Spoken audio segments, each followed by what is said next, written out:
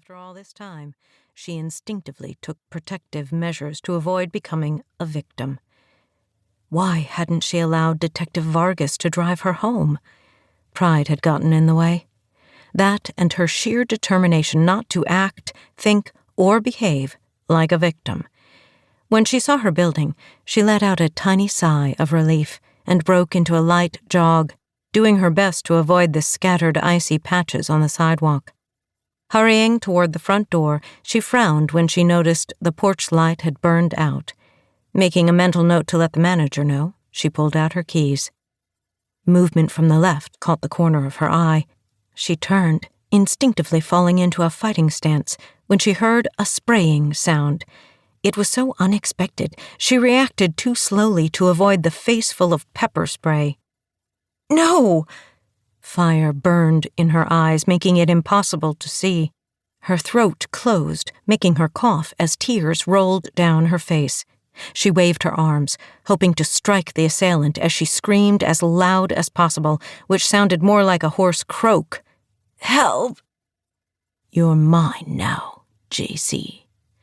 The whisper sent shivers of fear down her spine. This wasn't a random attack. It was personal. A hand grabbed her arm, fingers digging painfully into her, despite the winter coat. No! Help me! She struck out with all her might, her fist managing to connect with her attacker's chin. She heard a muffled oomph and struck again, and again, desperate to get free. The hand let go, and stumbling sounds reached her ears, but she still couldn't see. Couldn't tell if her attacker was coming toward her again. A frustrated sob rose in her throat. Help! Please, help me! Jacy? A male voice reached her ears, different from the attacker's. Or was it? She didn't know. No! Stay away! Help! She shrieked as loud as she could, her burning eyes hampering her ability to get to safety. Being unable to see was horrifying, and she fully expected something hard to strike her at any moment. Jacy, I'm here. She reared away from the hand on her shoulder. It's me, Cash Rawson. Do you remember me? I'm a police detective now, and I'm not going to hurt you. You're safe, Jacy. Cash? She plastered herself against the front door of the apartment building, desperately wishing she could see the man in front of her. Was it really the 19-year-old who'd come to her rescue 10 years ago? How? Why? Becoming temporarily blind seemed to have scrambled her brain. Her coughing eased a bit, but she still had trouble pushing the words through her constricted throat. Did you see who did this? No, and normally I'd run off to find him, but I won't leave you here alone. His voice was firm. Let's get you inside. Are you okay? No, she wasn't okay. Who had blinded her with pepper spray?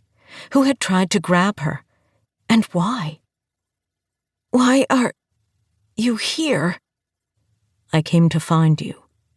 His voice was calm and soothing, much the way it had been when he'd found her at the bottom of a ravine 10 years ago. May I take your key? Help you inside?